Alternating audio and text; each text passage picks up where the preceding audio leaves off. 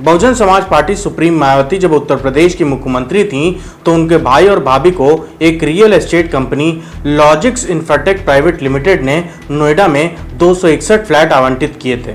नए खुलासे में पता चला है कि फ्लैट आवंटित करने की प्रक्रिया धोखाधड़ी पूर्ण थी, जिसमें करोड़ों रुपए की घपलेबाजी की बात सामने आई है। मायावती के भाई भाभी को फ्लैट आवंटित करने की प्रक्रिया धोखाधड़ी और अंडरवैल्यूएशन पर आधारित थी। द इंडियन एक्सप्रेस ने सरकारी रिकॉर्ड की पड़ताल पर इसका खुलासा किया है। रिपोर्ट में कंपनी के गठन को लेकर उसके दिवालिया होने तक के 12 साल के सभी लेन देन और अन्य गतिविधियों की गहनता से जांच की गई है। इसमें 2023 में किए गए फॉरेंसिक ऑडिट के कागजातों को शामिल किया गया है। साल 2007 में मायावती उत्तर प्रदेश की मुख्यमंत्री बनी और 2010 में लॉजिक्स इंफ्राटेक का गठन हुआ। गठन के 2 महीने के बाद ही कंपनी ने मायावती के भाई आनंद कुमार और उनकी पत्नी विचित्र लता को नोएडा के ब्लॉसम ग्रीन में 2 लाख स्क्वायर फीट जमीन एक एग्रीमेंट के तहत बेच दी। एग्रीमेंट के अनुसार 2300 रुपए पर स्क्वायर फुट और 2350 रुपए पर स्क्वायर फुट पर डील हुई। इसके तहत आनंद कुमार को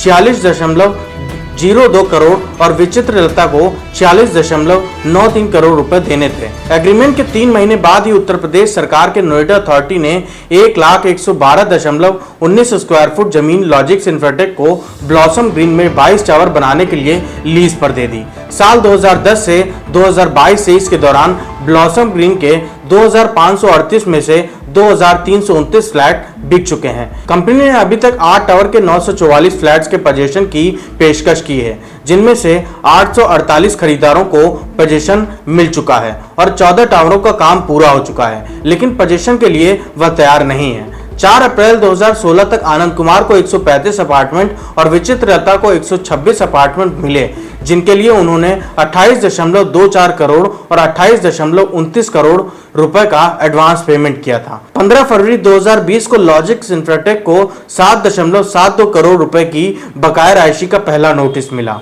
यह नोटिस अहलुवालिया कॉन्ट्रैक्ट्स लिमिटेड की ओर से भेजा गया था। इस कंपनी को लॉजिक्स इंफ्राटेक ने सिविल और स्ट्रक्चर वर्क के लिए 259.80 करोड़ रुपए का ठेका दिया था।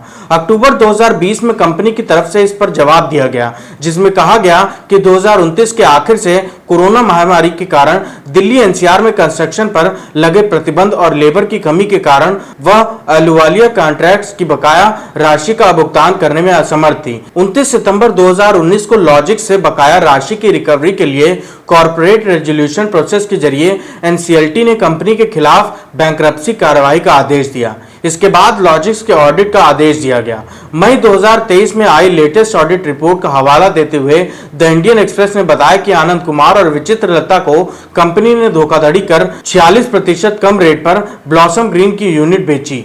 ऑडिट में कहा गया कि दोनों ने बैंकरप्सी धोखाधड़ी के तहत 96.64 करोड़ रुपए का भुगतान किया। आनंद कुमार ने 2300 रुपए पर स्क्वायर फुट पर यूनिट्स खरीदी, जबकि बाकी खरीदारों के लिए ये रेट 4350 रुपए था। रिपोर्ट में कहा गया कि इंजॉल्वेंसी एंड बैंकरप्सी एक्ट 2016 के सेक्शन 45 के तहत यह लेन देन अंडरवैल्यूड था। रिपोर्ट में यह भी खुलासा हुआ कि आनंद कुमार को दी गई यूनिट्स में से 36 का पहले ही दूसरी खरीदारों को पोजीशन दिया जा चुका था।